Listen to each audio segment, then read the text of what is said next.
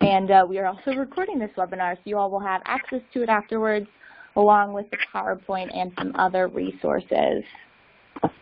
So again, I'm Sarah Lipscomb, and I'm the director of the All-America City Award Program and Community Assistance Program here at the National Civic League.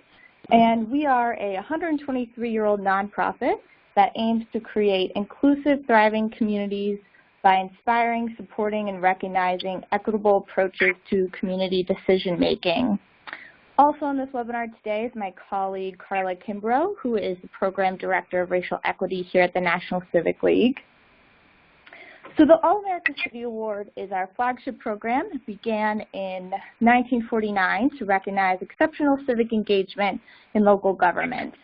Now the All-America City Award not only celebrates great work, but also aims to share the innovative practices, initiatives, and projects around the country. So we've begun this monthly webinar series to accomplish just that. We're hoping that by equipping individuals, institutions, and local governments with this series, that these insights and ideas can be adopted and adapted to communities across the country to hopefully accelerate the change of pace. I wanted to briefly touch on the All-America City Award for 2017 and 2018 before I turn it over to our speakers today. So the 2017 All-America City Award is just around the corner here in June, and that is in partnership with the Campaign for Grade Level Reading. And any of you involved in that, it looks a little bit different than our classic All-America City Award. But for 2018, we will return to the classic All-America City Award, and we are very excited. We launched the application this past February, and the spotlight is on community projects that promote equity through inclusive civic engagement. You can download the application on our website to see the dates, the guidelines, criteria, and everything you'll need to know. I am always available working with communities through the application process. Is probably my favorite part of my job, so I'm always here, phone or email, to help you guys through that process. And with that, I want to go ahead and get into the bulk of today's webinar, which is community policing, on-the-ground ideas, and principles to adopt. So we're going to go ahead and start with Sean Smoot, who is the Principal Consultant at the 21st Century Policing. He was appointed to President Obama's Task Force on 21st Century Policing and now serves on the team monitoring the Cleveland Police Department's consent decree. He's a Principal Consultant at the 21st Century Policing Consulting Group. He's also the Director and Chief Counsel of the Police Benevolent and Police Association of Illinois. So Sean, go ahead. Well, thank you, Sarah. And first, let me say thanks to the National Civic League and Carla Kimbrough for her work in promoting best practices in policing and community engagement. I'm very honored to be doing this webinar with you today, and I'm also very honored and want to say thank you to Chief Scott Nadeau, who's sharing this webinar with me. Chief Nadeau has been provided an excellent and strong example for other police departments around the country to follow in terms of implementing best practices on improving community trust and legitimacy in community policing. And he's also been very generous, as you'll see in a few minutes when he takes over the webinar with his presentation in sharing what works. And that's really what law enforcement needs today, is leaders who are willing to share not only their successes but their challenges, and helping departments around the country learn from their successes and their challenges. So again, thank you very much for having me here. As Sarah said, I'm a principal consultant with 21st Century Policing. We are a global consulting group. We have 4 principals, including myself, retired Commissioner Charles Ramsey from Philadelphia, retired Police Chief Roberto Villaseñor from Tucson, and recently retired Director of the COPS Office, Ron Davis. In addition to the four of us, all of whom served on President Obama's task force, we have several associate consultants, which are listed on a couple slides forward. There you go. So in total, there were 11 people appointed by President Obama to the task force. 4 of them are principals in our firm, and 4 of them are associate consultants in our firm. And I just want to take a minute, as you can see on the next slide, to talk a little bit about the task force report. And the site to the report is provided on this slide. If you haven't seen it, I would strongly suggest that you would find it useful on a whole myriad of issues. But I think it's important to kind of look at things in the scope of why the task force was created and how the task force performed its mission. Obviously, you know, with the national landscape changing as rapidly as it has over the past 3 or 4 years, there's been a very significant rifts within various communities around the country, many of them racially charged, but not all. And I think the exposure that we've seen because of the prevalence of social media and a lot of the coverage of these things has really rung an alarm bell for the law enforcement community as a whole. And that, you know, there are areas where we really need to improve and do better. And so President Obama in December of 2014 created the task force and gave us an overriding mission. And I think it's very important, particularly in these times, to bear in mind that everything that the task force did in terms of recommendations and its reports all cored around our primary mission, which was to provide recommendations on how police practices can promote effective crime reduction and at the same time build public trust. And I think a lot of people today seem to think that those two things are kind of exclusive of each other, and frankly, we don't believe that that's true. In fact, we think just the opposite. We're not going to be able to continue to reduce crime unless, in fact, we have a very strong trust from the public that we serve. The report, on the next slide, you can see the report itself is built around, and the task force's work was built around 6 pillars. Now, I should tell you, the task force in 90 days had multiple listening sessions around the country. We took testimony from over 140 live witnesses, and in addition to literally tens of thousands of pages of written testimony and information. And from that, we distilled things down into 6 categories or pillars, and then made numerous recommendations under each pillar. So at the end of the day, what you will find in the task force report is 59 recommendations with 92 action items, each one developed and vetted and approved by the task force by consensus. And I'm going to focus today my remarks on really pillars 1 and 4. Pillar 1 talks about building trust and legitimacy, and pillar 4 talks about community policing and crime reduction. So on the next slide, you can see I've kind of bullet pointed out some of the major themes that I've identified under the building trust and legitimacy pillar. And I'll give you some examples of things as we go through these, but some of them have received a pretty significant amount of attention in the last 2 years. So one, embracing a guardian rather than warrior mindset. in law enforcement. I think one of the challenges that we saw became very apparent is confusion amongst officers who a lot of times were brought in, recruited as people that we wanted to fight a war, whether that was a war on drugs or a war on crime, and that mentality kind of pervaded the training that they received both in the academy and moving forward, and in a lot of departments. And the fact of the matter is, in American policing, the focus really is on protecting people, not being adversarial or at war with them.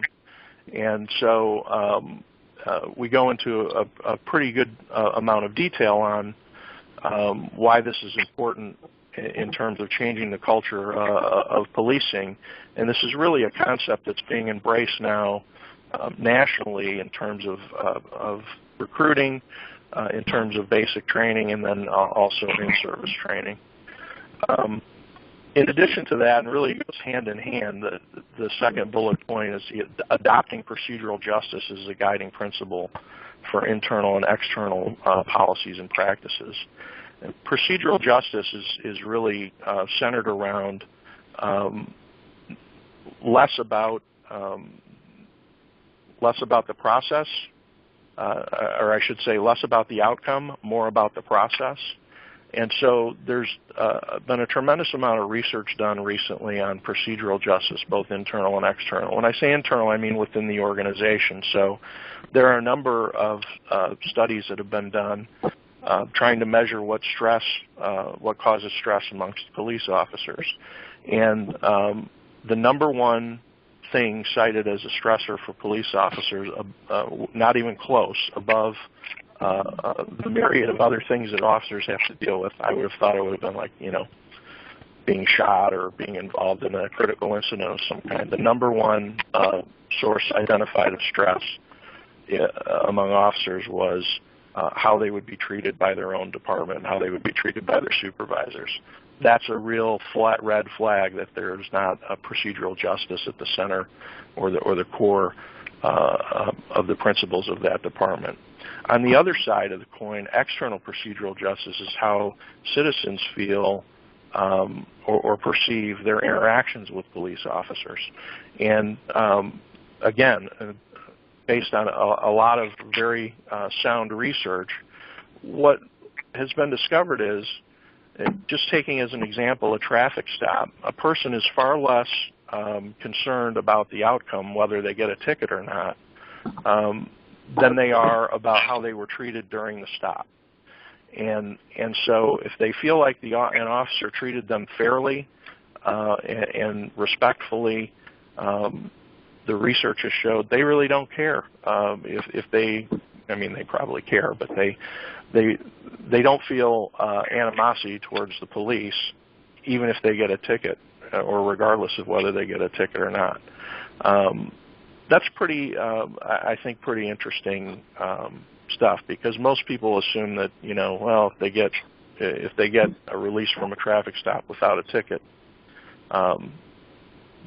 they feel good about the interaction. Not always true.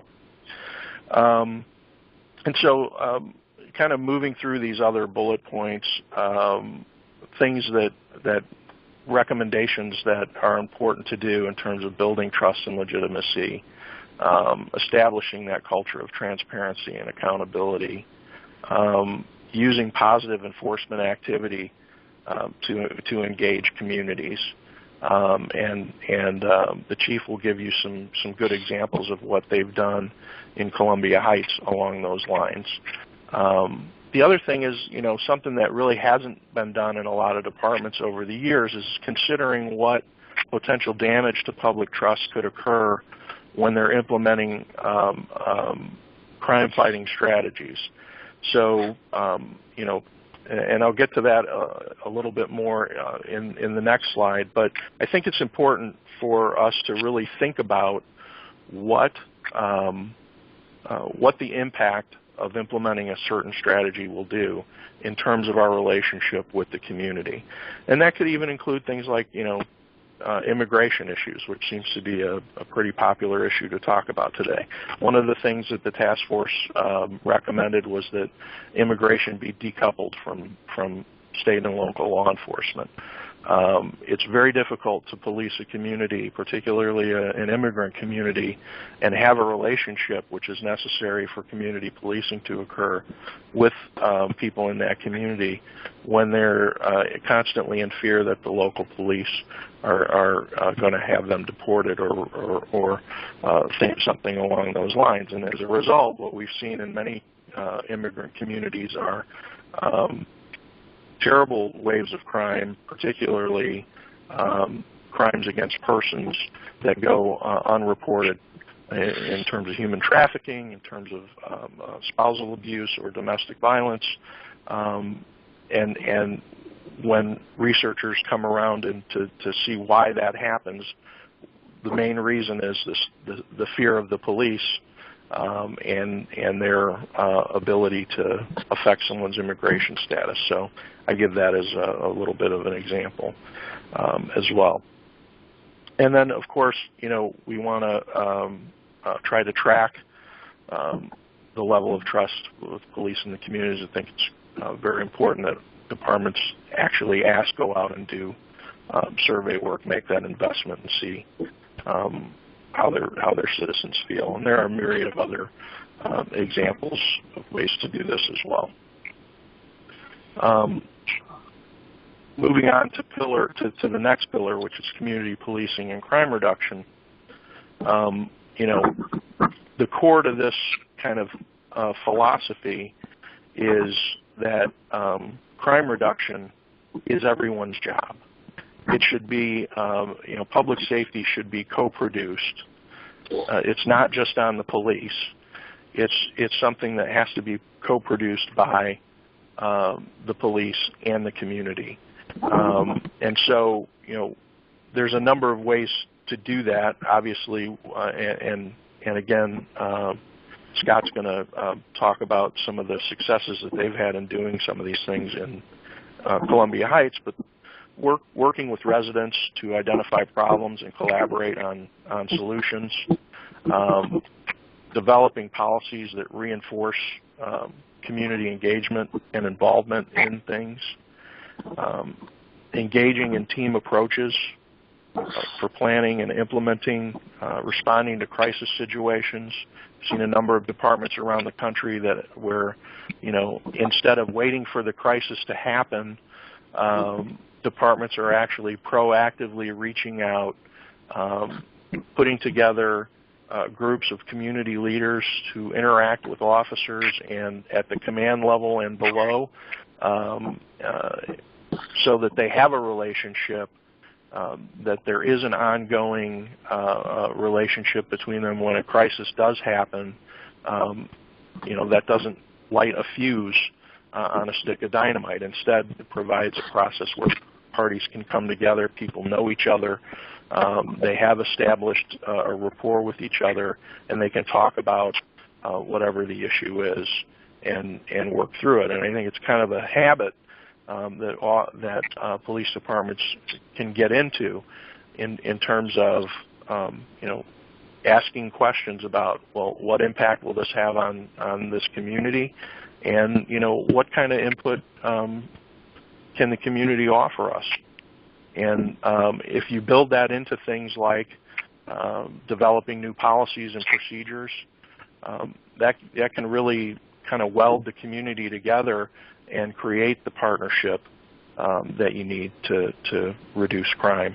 And, by the way, also when a crisis occurs, there's some trust in that, trust, I call it a trust account. There's trust in that bank account so that people can rely on the department and feel like the department will do a fair investigation or act appropriately when an error is made or a tragedy occurs.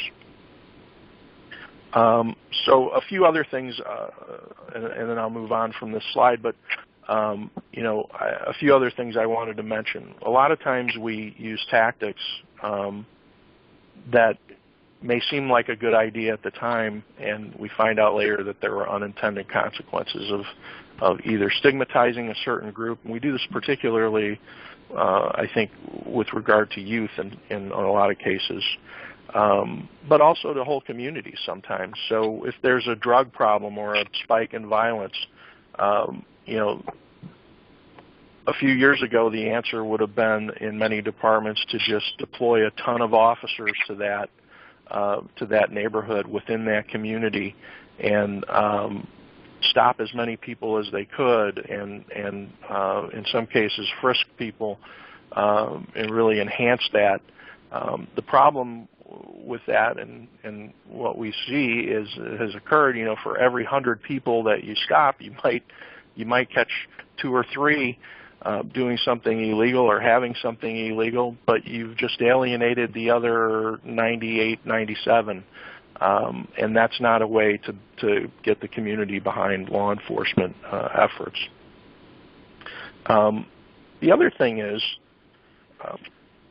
with regard to kind of marginalizing and we've kind of created this situation now, and I think we're trying to decouple policing from school discipline, which has been an issue for a number of years, and now I think that's departments are really moving away from that. If there's a community resource officer assigned to a school, they're there for that purpose. They're there, and the focus is more on having positive interactions with kids, being a role model for the kids, and less to do with enforcement activity.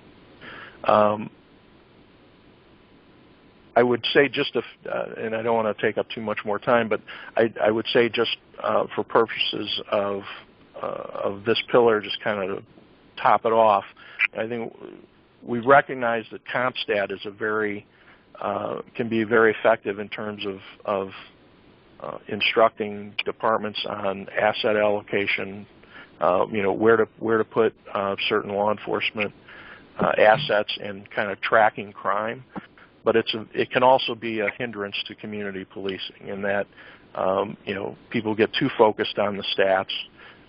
That can erode trust, and that can also sometimes we're not measuring the right things, and so that kind of, let me just move on to some of the things that stakeholder groups can do. In the next slide, I've given you a list of what local governments can do to implement 21st century policing. And these are pretty, you know, simple things, but some of them are really an investment. Creating that space for interaction between the police and members of the community to hear each other. Allocating resources for the police departments to actually really dig in and implement some of the reforms that are recommended here. Making the investment of having community surveys and being willing to honestly assess the responses on the community's attitude towards the police, and you know, being transparent about it. Defining the terms of civilian oversight to meet the needs of the community, and recognizing and addressing more than just the police end of it. I mean, I do work in a lot of cities around the country, and the most violent areas, the most crime-ridden areas are also the areas that have the lowest number of employment opportunities, the lowest amount of economic development opportunities, limited access to health care, and even basic things like groceries. And so we can't just expect the police to deal with all those problems. The police are part of the solution, but they need to be part of a holistic approach at solving them. On the next slide, I've listed 5 ways that law enforcement can implement 21st century policing, and I'm not going to go through and read them to you. Some of them are kind of summarize the points that I've already talked about. But I think you know, the 4th and 5th points in particular, I would just point out, you know, there's a lot there's a lot being talked about today in terms of the difficulty in recruiting and retaining quality law enforcement officers. And we really need to focus in on both hiring practices and ways to involve the community in recruiting. Because if we involve the community in recruiting, we're far more likely to get candidates that are reflective of the community. And then ensuring that officers have access to the tools that they need to keep them safe. And I just want to emphasize, that includes health care and mental health care. What we've seen in terms of PTSD and other issues with law enforcement officers, even some of the more widely publicized tragedies over the past few years, there have been at least two where it was identified that the officer had just been involved in a critical incident prior to their involvement in the tragedy. So we really need to make sure that officers have a way to be taken care of and get the help that they need. And finally, let me just give you 5 ways that the community can engage. And this is important because it really is a two-way street. As I said, we can't put public safety wholly on police. It's got to be co-produced by the police and the communities. So we need the community engaged with law enforcement. We need their participation and input. We need their partnership. And, we need their action in terms of getting resources allocated for police, whether that's through state legislation or through working with their local city councils. And so I think this is it's really a 3-legged stool, police, the local government, and the community. And finally, let me just move to my last substantive slide. We're at a point in American history with policing where the challenges are pretty clear, and many departments are rising up to meet those challenges. We've got to make sure that as civic leaders, whether you're on the community side or whether you're a local government leader or whether you're a police leader, that we're working together to build 21st century policing in such a way that it is procedurally just, so that citizens trust the police, they believe in the legitimacy of what the police are doing, and the police value and trust the community. And if we can do that, we're going to be in really good shape. I think success, is often defined by statistics, and we need to redefine that. Success in policing is defined not by the absence of crime, but by the presence of safety and justice. And if we can adopt that definition, we've moved the ball at least halfway down the field. With that, I would be happy to answer any questions if it's appropriate to do that at this time. I'll leave that up to you, Sarah, or I gladly hand the microphone over to my colleague, Chief Scott Nadeau. Yeah, we've got time to take a few questions before we move on to the next presentation. I'm going to go ahead and put everyone into question and so feel free to dial *6 to unmute yourself and ask a question for Sean.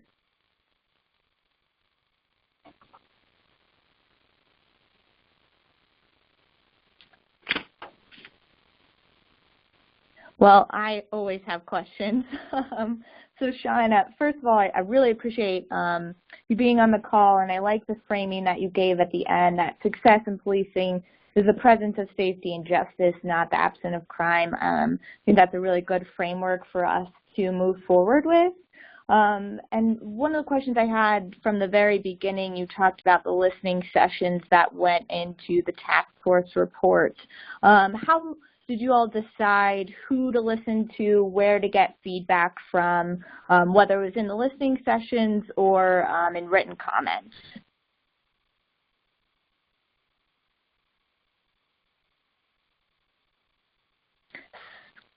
Sean, you might still be on mute. If you press *6, we can hear you.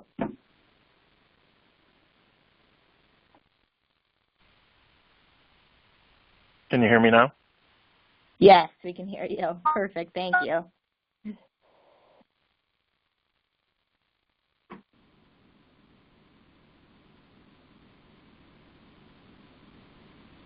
Sean, are you still with us?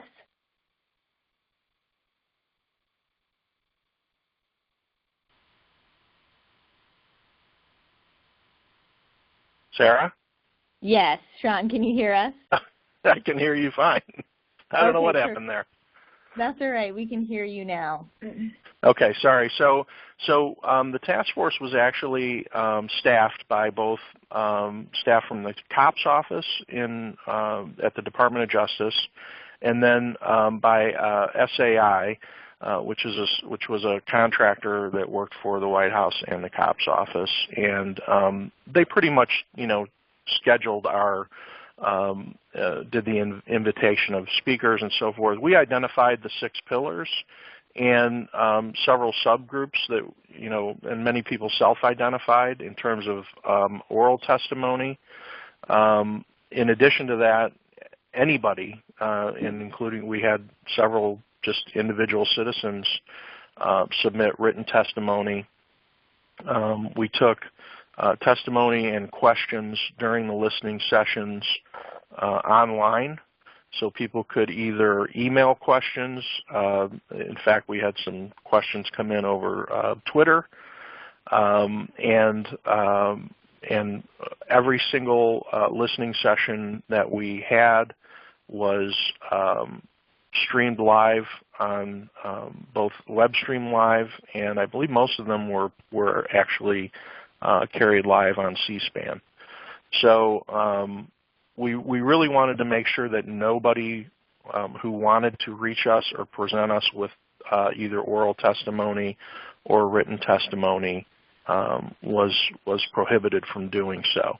And in fact, we even had some people who came in. We provided interpreters.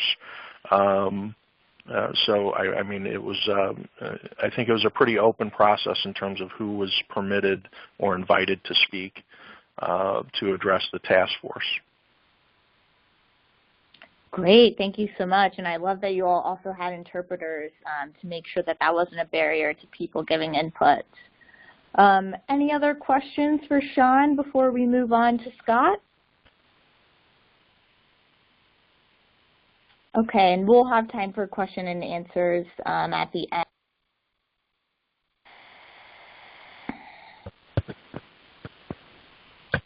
Okay, so moving on, now we have Chief Scott Nadeau with Columbia Heights, Minnesota. And Columbia Heights was a 2016 All-America City winner. And Scott has served as the Columbia Heights Police Chief since April 2008. During the last decade, he has led the department's return to community-oriented policing. And to do this, the department has expanded important police-community partnerships and increased community and stakeholder support of the department. He credits those changes with 7 straight years of crime reduction, including a sharp decline in youth arrests. So with that, I will turn it over to the Chief. Well, thank you, and I just want to say that it's really an honor to follow Sean Smoot, one of the architects that helped develop the national best practices and really the future direction of American law enforcement through that 21st Century Task Force report. As I was telling Sean, this has really served as a guide, and we've had everyone in our police department read this important document, and it's really helped to provide us and I think a lot of other jurisdictions with guidance. Also, just briefly, thanks to Sarah, Carla, and the National Civic League. Their organization is just incredibly important in helping to find not only best but also promising practices for our communities, and more importantly, have the ability to learn from each other. And that All-America City experience last year exceeded my expectations. It was just an amazing opportunity to be able to learn from others. So I think we're going to start with today's discussion focus. We've only got about a little less than a half hour, so we will get through what we're going to talk about here just real briefly in the next slide. And I'll briefly touch on community demographics in Columbia Heights, helping to set the stage a little bit so that some of my comments have context. Some thoughts on changing the department's culture, making sure that we're getting the right people on the bus and in the right seats. Our work on transparency and accountability. And then how we've been working with community and stakeholders to establish community needs and build that important trust and partnership that Sean talked about. Lastly, we will talk about some leadership insights for those who may be interested in that continuing transformation in their own agency as we all move, hopefully, towards more community-centric approaches. So the Columbia Heights demographics, we are a first-ring suburb of Minneapolis. We are the poorest city in the Twin Cities metropolitan area. About 17% live below the poverty level. And like so many different communities in the United States, our demographics have really changed over the course of the last probably 10 to 15 years, but more probably in the last 5 to 10 years. And so we've had a big influx from East Africa, primarily Somali community members and Latina community members, and also a significant population from the Middle East. And so when you walk into one of the schools in my city and you see our kids, there's about 38 languages that are being spoken right now. Some of the statistics here are not as up to date as they could be from last year. We have about 75% of our kids right now are children of color. About 30% are still English language learners, and about 80% right now are on free and reduced lunch. So that just gives you a little bit of a context as far as a community that kind of built up in starting in probably about the 30s and built probably out in the 60s and 70s, who's now kind of changing over to be just a much more vibrant and diverse community. So on the next slide, I wanted to talk a little bit about that transition to community policing, and really I think that it starts with a cultural change. One of the things that we emphasize is having officers as leaders and empowered problem solvers. So when we started this transition, when I came to Columbia Heights about 9 years ago, the officers really thought that their job was to just go out and answer calls for service and or drive around and try and find people doing criminal activity. So, you know, they didn't really see themselves as people that were supposed to be out helping people in our community or people that were supposed to be working on community problems. They saw themselves as kind of what we would call call cars. They waited for the radio to go off and then they responded. So we started the transition about 8 years ago, and, you know, the next point is that you have to have some courage to change with the times. I will say that the change to a more community-centric model is often resisted by some. And they don't see it as what they entered law enforcement for. Many thought that they, you know, got in law enforcement to catch the bad guys, and they didn't really understand some of the things that Sean addressed as far as how zero-tolerance policing methodologies alienated people. Many saw community policing without being very familiar with it as kind of the wave and grin squad where you're just kind of nice to people, and that generally is softer on crime, which obviously couldn't be further from the truth, but we'll talk about that a little bit later here. So one of the things we started doing was engaging some of our staff. So, you know, we had them read books on things like who are the people in our community, you know, strength finders books, so that we could get them to assess what are their strengths, what biases might they have, what things, you know, leadership-wise could we bring to bear as an agency. And one of the things that I think has really been important for us is our strategic planning process. So when it started in about 2009, it was more administrative-led. So it was me working with some of the command staff in the police department. But over the years, we have generally continued to push that down so that our officers understood not only what was being asked of them, but why. So they were empowered to help plan out the next year's activities, to meet with community, to meet with people like landlords in our school district, to meet with elected officials, to meet with some of our multicultural communities, to really get not only the tasks that have to be performed necessarily, but to get that valuable community input, which again, Sean talked about as being necessary to co-produce law enforcement in the community. So instead of the police department seeing itself as kind of a separate entity providing safety and law enforcement services, really we want to make sure that we're working with the community, being responsive to community's needs in a way that helps us to work together with community. So realistically, we were kind of changing from that more traditional random patrol and rapid response to in-progress crimes to a more community-centric model.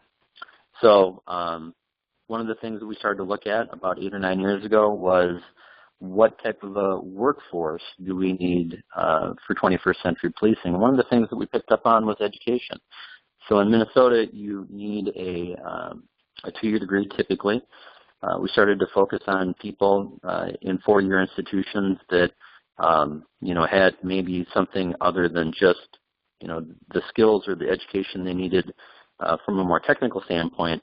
We wanted people maybe that had some ability to do research and problem solving and some of the other things that come with a 4-year degree education. We also really had to do a little bit of a gut check as far as the diversity in our workforce. At the time that I started in Columbia Heights, even though we had a growing minority and immigrant population, we had no officers of color or even officers that came from different backgrounds. And so at the time, about 8 or 9 years ago, we started to look at how can we bring in people that can help us with some of the pieces that we're missing, like East African officers, to where of our 27 officers, we now have 2 Somali officers, an Ethiopian officer, we have an Asian officer, and we have a number of our staff that are African American or that represent different ethnicities. And I think the important part was not only getting a different level of diversity in our workforce, but really helping people understand that when you have people that you're hiring from different cultures, it really helps not only the community because they're able to understand the community and speak different languages, but it really helps us as an agency to have a better understanding of how we can better serve them. And then the last part of the cultural change, when we talked about whose job is community policing anyway, one of the things that I think that we had to look at about a year into our transition was that there was always a handful of people that would volunteer to go to some of these different events that we would go to or participate in some of the issues surrounding community policing.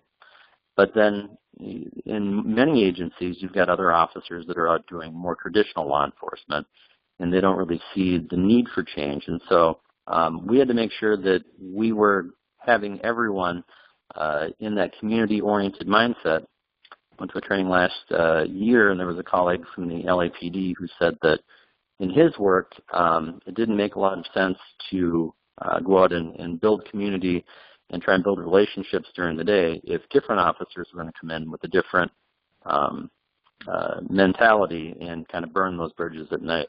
It just ends up kind of being a never-ending struggle. So in the next slide, transparency. Transparency takes a lot of different forms for us. So one of the things that we started to do was really just meet with groups where they are.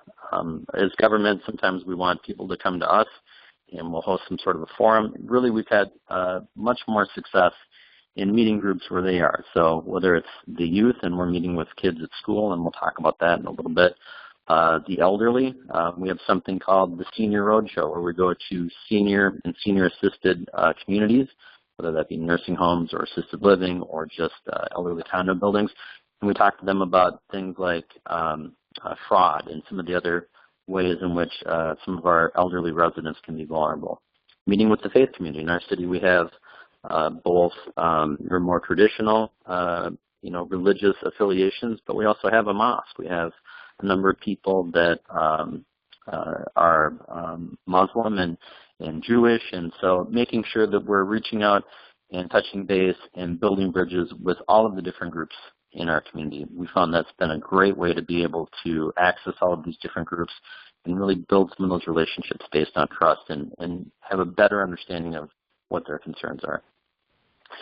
For transparency, we've also used social media. So whether you're talking about Facebook or Twitter or the different variety of social media platforms, which seem pretty much like they're changing day by day, we're using that to talk about events, to talk about information in the life of the community, and sometimes, to talk about news. There was something I put on there, I think on the slide, hey, we're getting sued. Well, we were getting sued. There was a use of force case that was ultimately resolved, but we have the ability to be transparent with our community through a variety of different means, whether that's print media or television or use of social media, which obviously is becoming much more commonplace.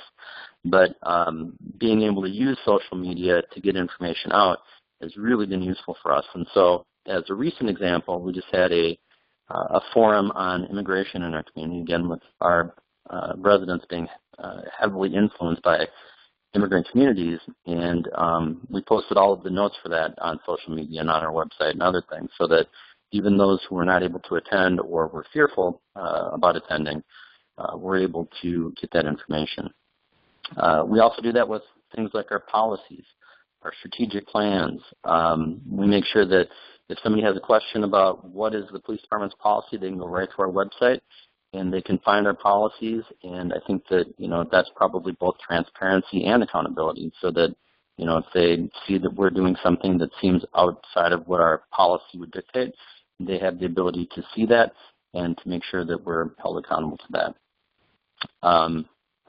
For the interest of time, I probably won't hit all of these different bullets here, but making sure that community members and stakeholders are involved in the planning process, I think, has really been one of the things that's helped to keep us on track and to make sure that we're having those important conversations about what our community wants, needs, and expects from us.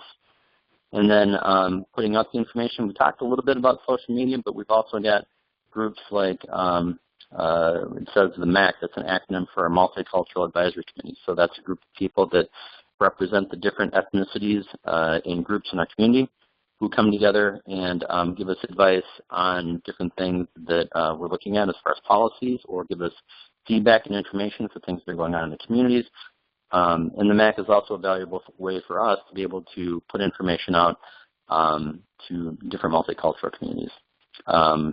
Body-worn cameras, we've had those since January of 2015. Again, transparency, when people call and they've got a question about something that happened, they're invited to come in and speak to us, to make a complaint if they wish, and we make sure that the body-worn camera footage is available to them. It's turned out to be a huge asset, not only for the transparency piece, but Sean talked about how officers are somewhat fearful that they won't be supported by the departments. We did a study of body-worn cameras about 6 months into implementation, and what we found was that 87.5% of complaints against officers were immediately resolved by just looking at the body-worn camera footage. And so our officers, I think, at this point, certainly understand their value in the fact that if they're out doing the right thing in our community, that not only is the body-worn camera footage going to show that, but that they have the face of the police department standing behind them.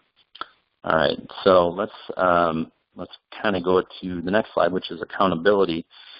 And I know that the way that I've been speaking about some of this, there's been a little bit of overlap, but one of the things that we do as a department is really emphasize continuous improvement. So really continuing to work with our community on what are the things that we're doing, working with our school district, on the different programs that we have going with them, working with our neighborhood groups to see what we can do. And so we end up studying a lot of things. In the last year, we've studied our mentoring program. We've published those results. We've studied our use of force, and we published those results. We studied our school liaison program last year, and we published those results. We did some surveying in a couple of our more challenged neighborhoods to talk to the people in these neighborhoods, and we published those results.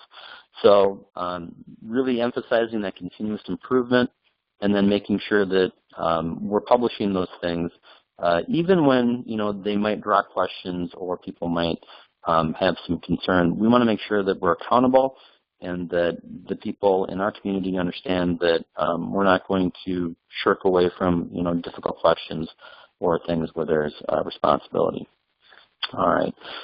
Continuing on, we'll get into building relationships and partnerships. And so in our community, we do have a couple of neighborhoods that are challenged economically, where they're more minority neighborhoods. And so in these particular neighborhoods, we do something called eat and greets. And so essentially we just show up, we've got food. Sometimes we'll bring some of our community stakeholders and partners together at these eat and greets, whether it's social services or a food shelf, our city's recreation department, to really just get that ability to build community in places where we really need to continue to work on that relationship, where people might have a view of law enforcement or of their community that is not as favorable as we would want it to be. We understand that we have to continue to work at building that relationship, making sure we're transparent and building that trust. Community picnics are something that we do that's more of an all-community type issue, where we bring all of our different city departments, our partners in the sheriff's department or the state patrol or others, where the eat and greet is more neighborhood specific. We have regularly scheduled events, and so we do a monthly coffee with the cop, and I think that a lot of departments have started to do that in the last couple of years. We've done it for some time, but we're also fairly focused on how we do it. So we want to make sure that we're having a coffee with the cop with one of our, for example, Latino church congregations. And then we want to make sure that we're doing a coffee with the cop, with our senior citizens, maybe in a place where they would gather at a senior center or at a library. So we want to make sure that, these events aren't just, our officers going out and just hoping that people show up, but we want to make sure that they're focused. And even though Coffee with the Cop is just there to have relationship building and there's no agenda per se, I think it helps us to be able to focus on locations where we know that people are going to gather, or where we can invite people to come in and continue to build those relationships. Heart Safe Communities is something that we've been doing for the last 3 years. That's a Minnesota initiative where our officers, a couple of our staff are trained. There's also 1 or 2 firefighters that are trained, and we give free CPR and AED familiarization training to our community. So we've done, I think, about 3,000 to 4,000 people at this point. But it's another great opportunity for us to not only give life-saving skills to people in the community, but to build the relationship and ask them if they're following us on Facebook or how we can better serve the people in our community. We talked a little bit about the celebrations and the mosques and the festivals. Our police department last year participated in celebrations, at Catholic Church at their yearly celebration.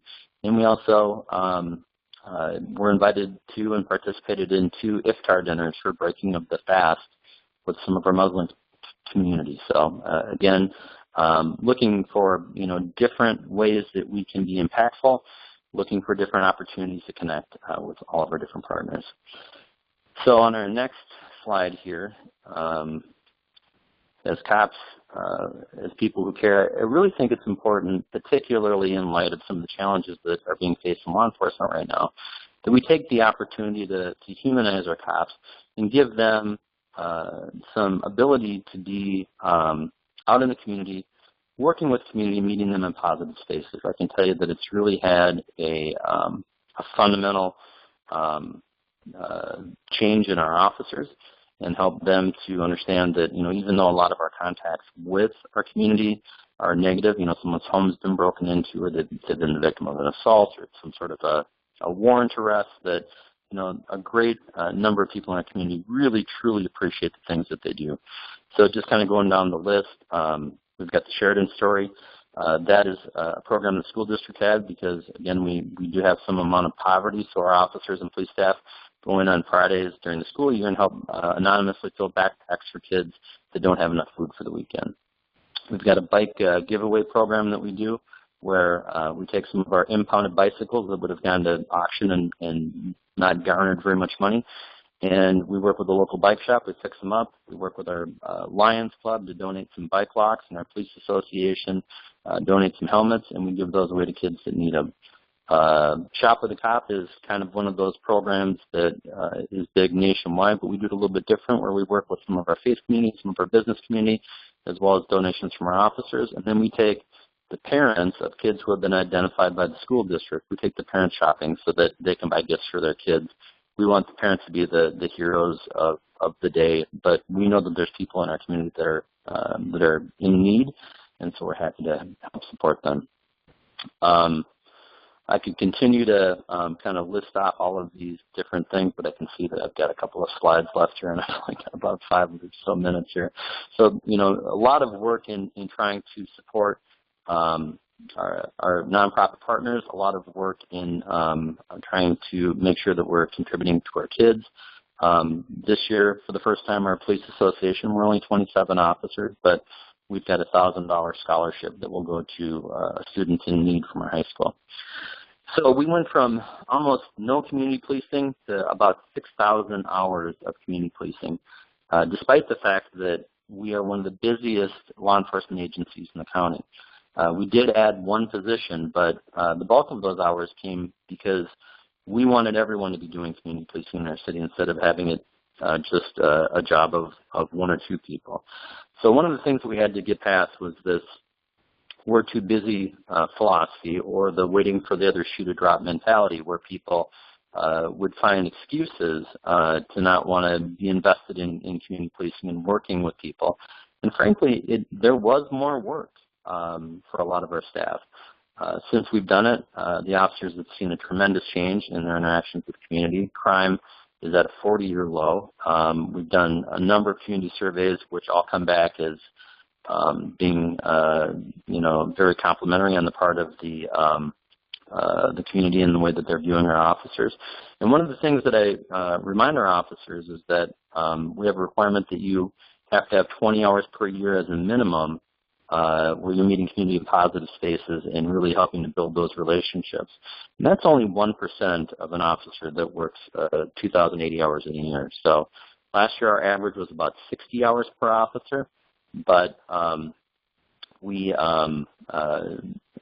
certainly have officers that are closer to that 20 hours, but I think our officers have really, now that it's taken hold, enjoyed the change.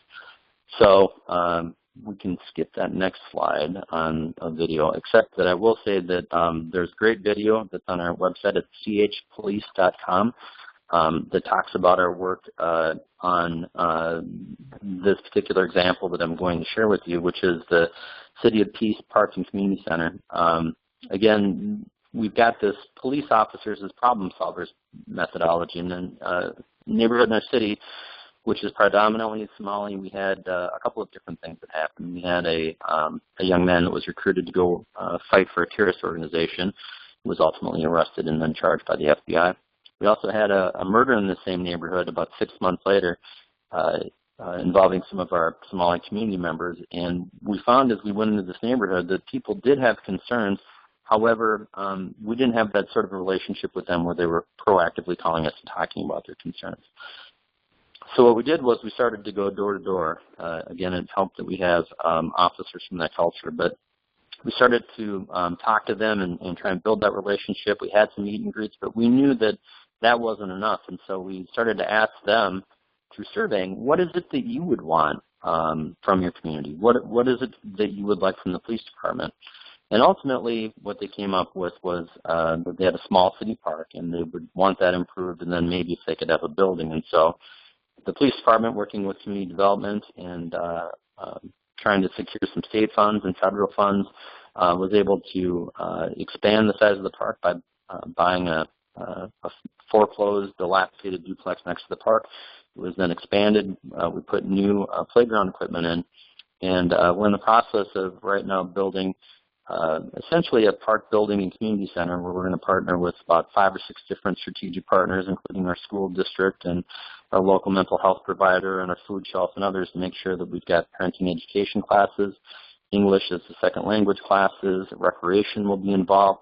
The police department will be involved, and I really think that this is the culmination of what community policing should be. It's officers working with community to detect issues in the community and then working with them to proactively solve problems. The next example, real quickly, is our partnership with our school district. Started out, as many things do, as a small thing where we went in and we started reading books to first grade, second grade, third grade, fourth grade kids on bullying and talking about anti-violence. And that really continued to expand to where we now have a number of programs, to include the fact that the police department hosts 5 open gyms per week. One is soccer, the others are basketball. We've got a number of African American kids in our school that really needed something to do after work, after school. And so we're running averages of about 200 to 300 kids a week at our open gym program. Big Brothers Big Sisters started out, we have a site-based program. It started out 3 years ago with 7 mentors in 1 elementary school. We now have 3 schools with over 25 mentors in our city. Most of these mentors are police officers, although some now come from the fire department or public works. We've recruited people from the community to include some of our youth pastors and other people. And it's a great way to be able to mentor some kids that really needed that good, strong mentoring and one-on-one approach, as opposed to just letting them continue to slip in classes and start to get into school, trouble at school and outside of school. Working with our multicultural communities, which is the next slide, we've got community dialogues that we've had, both formal and informal. I think that's really been key for us to understand that, there are a lot of concerns that are specific to some of our multicultural communities, so making sure that we're having those important conversations. I know that a lot of people feel uncomfortable with that, but I have to say that it's really been a game changer for us in being able to work with and build trust in our communities. I talked a little bit about the MAC community, adult basic education classes. When people are newly arrived in America, we call them our new Americans in Columbia Heights. We make sure that we're going to classes and talking to them and answering questions and making sure that they understand that in America, the law enforcement role is to serve, knowing that a lot of these folks have come from places where the police were brutal or oppressive. We want to make sure that they know that they can work with us and they can trust us. Diversifying our workforce, again, getting past the excuses. There's just far too many excuses in workforce diversification. And I don't mean to be rude when I say that, but, we're having to go to, high schools to recruit people that might want to be community service officers, which for us is a stepping stone to police officer. We're working extensively in colleges. We're trying to interest people through non-traditional pathways if they have a 4-year degree to go through an accelerated academy that the police department can pay for. But we've gone from almost 0 representation of minorities in our workforce to about 25%. And that's something we're very proud of. It's really given us, I think, a lot of ability to understand issues in our community. The next slide is community forums and scientific surveying. Again, if you're truly a community-centric agency, you're going to make sure that you're having that repeated exposure to people in the community. Everyone in the community, whether it's mainstream community, whether it's immigrant or minority communities, whether it's your elderly, making sure that you understand what their needs are and that you're scientifically surveying and talking to people in both formal and informal venues to make sure that you're getting all of that extremely important stakeholder information. All right, so the next slide is another video that is available on our website at chpolice.com. This is a video where a number of our police staff talk about how being a mentor to a kid 1 hour a week in one of our schools has really helped them to reconnect with why they want to be a police officer. And there's a couple that really also illustrate the changing relationship that we've had with our school district where, when we first started walking in uniform, the teachers, the kids would be concerned because they'd say, oh my gosh, there's a police officer, to where, we've now gotten to the point where these cops are high-fiving kids and sitting at these little tiny lunch tables and in the library. And it's just fundamentally changed our relationship with our school district. So much that we got the 2015 Anthony L. Sutton Award for Community Partnership from the Department of Justice Office of Community Policing in 2015, and a number of other awards such as the IACP Community Policing Award. Big Brothers Big Sisters has been a part of that. So the next slide is just a quick graphic on crimes reported in COP hours. You can see that as we've continued to increase our community policing efforts, crime has precipitously gone down. We actually did a big study of which we were recognized for with the IACP, again available on our website, where we looked at crime rates, we looked at citizen surveys, we looked at crime is going down everywhere. How did we compare to our region for crime reduction? How did we compare to our state? How did we compare to national crime reduction numbers? And what we found is that, we're significantly more successful than others have. The next slide is probably about my favorite. This is the decline in juvenile arrests. And I think that one of the things that's really important with this slide is that when you look at when we started community policing, we had an average of maybe 240 to 250 juvenile arrests per year. We really had officers at that time who thought that their job was to try and control the behavior of youth through arrests or threat of consequences, who now see their job as one where they're there to help kids. That they've got a whole toolbox full of tools. Certainly there's kids that do things, burglaries, robberies that need to be brought in the criminal justice system. But this slide, I think, really represents that we've got hundreds of kids now that are kept out of the criminal justice system and more effectively mentored and worked with so that they're able to realize their own potential. All right, only two more slides here. Annual adult arrests have also gone down. I think some of this has to do with, crime going down overall, but some of it also has to do with us doing a better job of doing things like trying to identify who the mentally ill are in our community and make sure that we're getting best possible outcomes for everyone, including them, and not using the criminal justice system unnecessarily to try and deal with those issues. So finally, my last slide is some thoughts on leadership. For us, I think it helps to start small. You don't have to do 100 things at once, but starting with some things that come from your community or that you see as needs, and then continuing to build on those things. The second thought is COP can't be just a couple of cops. You can't have police officers that are out there doing traditional police work or zero tolerance enforcement, and then just think that you're going to have one or two people in an agency go out and build relationships. Unfortunately, I just don't think that that's an effective technique. I think it's been great to let people use their own creativity, whether it's in the strategic planning process or people that just bring ideas and interests up. The open gym idea came from one of our officers. Other ideas like the senior road shows where we go to places where seniors gather came from an officer. So I think unlocking that creativity has been great. The last part of it, I think that one of the things that I've heard or that I've seen is that if you change to a more community-centric model, not everyone's going to like it. We found that in some of our own employee survey. You're really starting to challenge the paradigm of some of your staff, particularly long-term staff. But many will eventually find their new normal.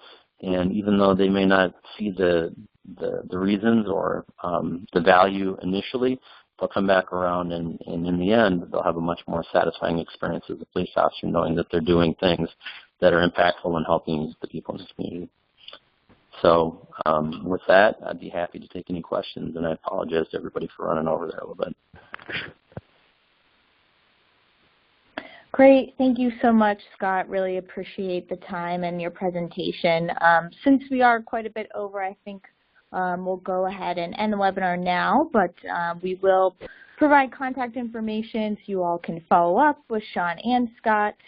Also, after the webinar. We'll send out the recording, the PowerPoint, a few other online courses and webinars on these topics from some of our community partners. Also a plug, we will be sending out a survey we would appreciate you filling out just to give some feedback on the webinar, and information on how to register for our next one on May 23rd on fair and affordable housing strategies. So again, just a big thank you to Sean and Scott for giving this presentation, and thanks so much for joining us, everyone. Thank you. Thank you.